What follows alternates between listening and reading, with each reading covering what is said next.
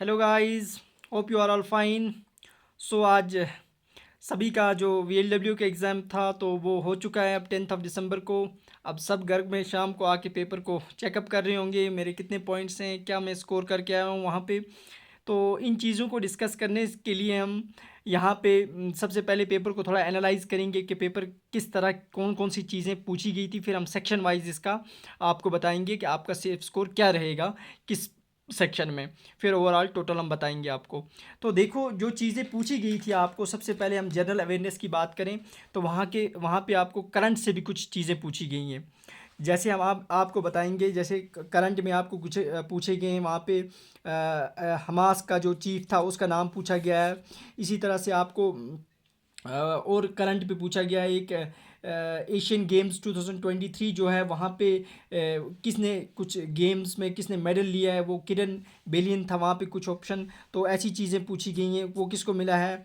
इसी तरह से आपको एयरबॉट के बारे में पूछा गया था, जो अनमैनेड गाइडेड व्हीकल जो लॉन्च की इंडियन आर्मड फोर्स ने, उसके बारे में। तो ऐसे 3 क्वेश्चंस आपको वहाँ से करंट से पूछे गए थे। ओवरऑल देखा जाए तो जनरल अवेयरनेस में आपको जेएंडके के रिलेटेड भी काफ़ी क्वेश्चंस देखने को मिले। यूटी से यहाँ पे लिटरेसी रेट की बात करें तो वो चीज़ पूछी गई थी। वहाँ पे आपको हिस्ट्री हिस्ट्री ऑफ जेएंडके के बारे में जैसे शाह मीर के रिलेटेड एक क्वेश्चन था वहाँ पे, रैंचिन वगैरह करके कुछ।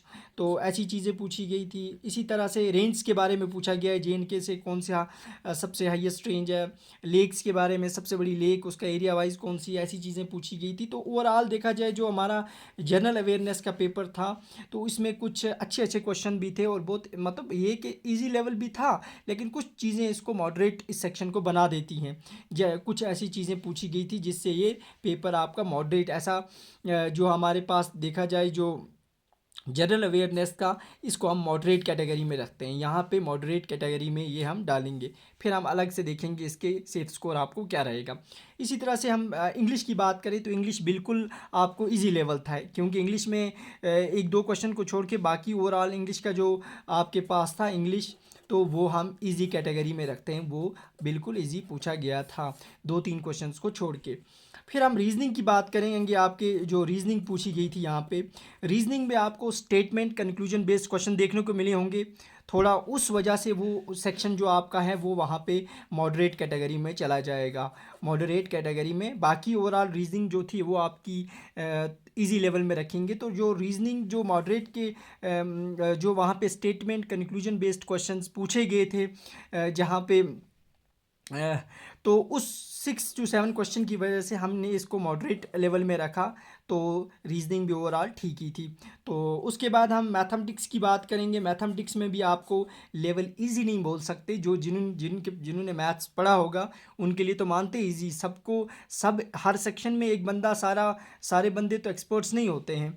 तो कुछ बंदों का जिनका मैथ्स से बैकग्राउंड नहीं था, तो ओवरऑल देखा जाए मैथ्स भी मॉडरेट था, यानी वो भी इजी कैटेगरी में हम नहीं रख सकते।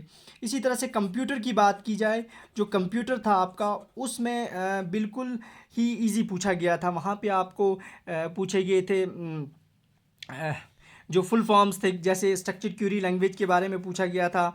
इसी तरह से डिफरेंट आपको पीडीएफ का शायद फुल फॉर्म पूछा गया था।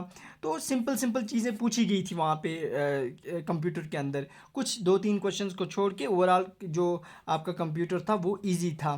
तो जो कंप्यूटर था वो आपका इजी था। तो इस तरह से हम ओवरऑल पेपर जो है हमारा वो हम इजी कैटेगरी में तो नहीं डाल सकते ना, बिल्कुल इजी था। तो ये हमारा पेपर जो था ये आपको मॉडरेट कैटेगरी में पड़ता है। ये कौन सी कैटेगरी में इसको रखेंगे? मॉडरेट। ये टफ भी नहीं बोल सकते और बिल्कुल इजी भी नहीं था, ये मॉडरेट कैटेगरी में था। ये बच्चे बोलते हैं जब एग्जामिनेशन हॉल से बाहर निकलते हैं तो बोलते हैं बहुत ईजी था।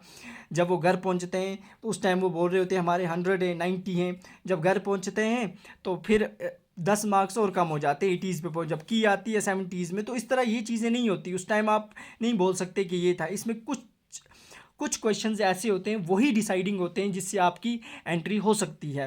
यानी 30 to 40 क्वेश्चंस इसमें ऐसे थे जो आपको डिसाइड करेंगे, 30 to 40 क्वेश्चंस। और वही चीज़ें जो होती हैं वही चीज़ें जो होंगी जिसकी वजह से आपकी वहाँ पे सिलेक्शन होगी। तो बाकी तो 60-70 क्वेश्चंस ऐसे होते हैं जो सब लोग करके आते हैं। अब जो उसके बाद जो आते हैं 20 to 30 क्वेश्चंस, वो आपकी सिलेक्शन जो होगी वो चीज़ करवाती है। बाकी तो ओवरऑल पेपर जो था वो मॉडरेट कैटेगरी में था। अब हम इसका थोड़ा बहुत कट ऑफ एनालिसिस करते हैं कि आपका सेफ स्कोर क्या रहेगा। जो हम जनरल अवेयरनेस की बात करें, जनरल अवेयरनेस जो था वो आपका 24 मार्क्स का था, ठीक है।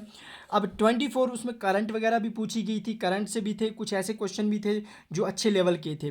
तो जिस बंदे के इसमें अच्छा स्कोर की बात कर रहा हूँ, अटैम्प्ट की बात नहीं कर रहा हूँ मैं यहाँ पे, स्कोर जिस बंदे का इसमें 17 to 18 है, 17 to 18 है, वो इसको सेफ स्कोर मान सकता है जनरल अवेयरनेस में आउट ऑफ 24। इसी तरह से इंग्लिश की बात करें, हम इंग्लिश की बात करें तो इंग्लिश के थे टोटल 24 मार्क्स। उसमें भी जिस बंदे के, ये तो इजी कैटेगरी में थी, 2-3 क्वेश्चन कुछ को छोड़ के, जिस बंदे के 18 से 19 बन रहे हैं, इसमें जिस बच्चे के 18 से 19 बन रहे हैं वो सेफ स्कोर में है इस टाइम। स्कोर बोल रहा हूँ जो आपका एग्जैक्ट की देख के आएगा, ये नहीं कि आप अटेम्प्ट कितना करके आए हो। इसी तरह से जिस बंदे के रीजनिंग में, रीजनिंग आपकी 24 मार्क्स की थी, वो भी इजी नहीं थी, मॉडरेट लेवल में थी, क्योंकि उसमें कुछ स्टेटमेंट कंक्लूजन बेस्ड पे क्वेश्चन थे। तो उसमें जिस बंदे के रीजनिंग में 16 to 17 बन रहे हैं वो भी सेफ कैटेगरी में है।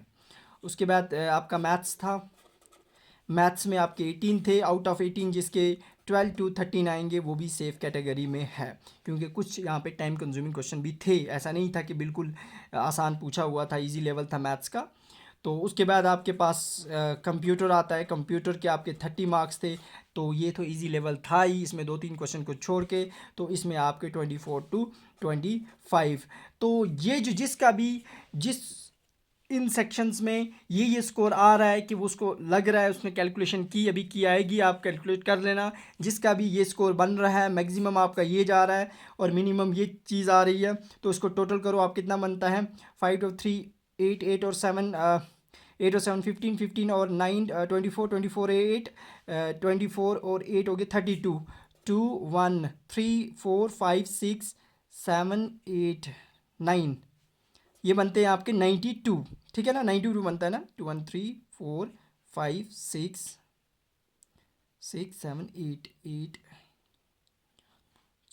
हाँ 92 बनता है, ठीक है।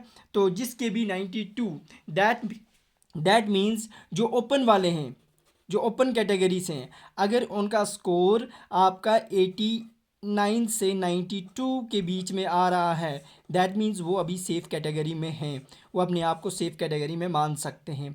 इसी तरह से आरबीए की बात करें, 5 पॉइंट्स और कम कर लो आप 92 में से, तो वो आपके 87 यानी 86 to 87 उनका कट ऑफ रहने वाला है। इसी तरह से एसटी की बात करें तो आउट ऑफ 10 उनका 81 से 82 के बीच में रहेगा। इसी तरह से हम एससी की बात करें, मान लो उनके भी 10 कम कर लो, यही 81 से 82 के बीच में रहने वाला है। पीएसपी की बात करें तो उनका कट ऑफ थोड़ा इनसे ज़्यादा ही होता है आरबीए से, तो आरबीए से थोड़ा कम ही होता है, उनका मान लो 83 से 84 to 86 ये वाला कट ऑफ रहने वाला है। इसी तरह से आपकी ईडब्ल्यूएस है, उसका कट ऑफ आपका रहेगा यही 84 to 85। तो ये ओवरऑल एक्सपेक्टेड कट ऑफ रहने वाला है, जिसका भी ये स्कोर है। हमने सेक्शन वाइज आपको बताया कि क्या क्या आपका सेफ अटेम्प्ट हो सकता है, अटेम्प्ट नहीं, आपका स्कोर क्या आया होगा की देखने के बाद। तो जो भी इस रेंज में आ रहा है वो अपने आप को सेफ़ मान सकता है। बाकी आप जिसका नहीं आ रहा है वो भी टेंशन ना ले, ऐसी बात नहीं होती है। आपके फर्दर्स एग्ज़ाम से और एग्ज़ाम की तैयारी करो, अच्छे से पढ़ो। ऐसी बात नहीं है कि आपने ये देख के आए डिप्रेशन में चले जाओगे, सोचोगे पेपर अच्छा नहीं हुआ, ये चीज़ें नहीं सोचनी होती। फर्दर और आगे एग्ज़ाम्स के लिए तैयारी करो, आज नहीं हुआ कल हो जाएगा, ऐसी चीज़ें नहीं सोचनी होती। सो आज हमारा तो वीडियो नहीं आएगा किसी टॉपिक पे, वो कल से हम आपको कल 10 बजे आपको वीडियो मिल जाएगा। वो हम ट्रांसपोर्ट एंड कम्युनिकेशन तो हमारा कंप्लीट हो गया था, अब हमारा जो आएगा वो climate and crops of India, ये टॉपिक भी मेंशन होता है जेकेएसएसबी के सिलेबस में। तो कल से इंशाल्लाह हम शुरू करेंगे। तो मिलते हैं कल फिर। अल्लाह हाफिज़। अपना अपना जिसने भी जो की के बाद अपना स्कोर देखेगा वो कमेंट बॉक्स में स्कोर को मेंशन करे किसका कितना बन रहा है। तो मिलते हैं कल। ओके, अल्लाह हाफिज़, थैंक यू।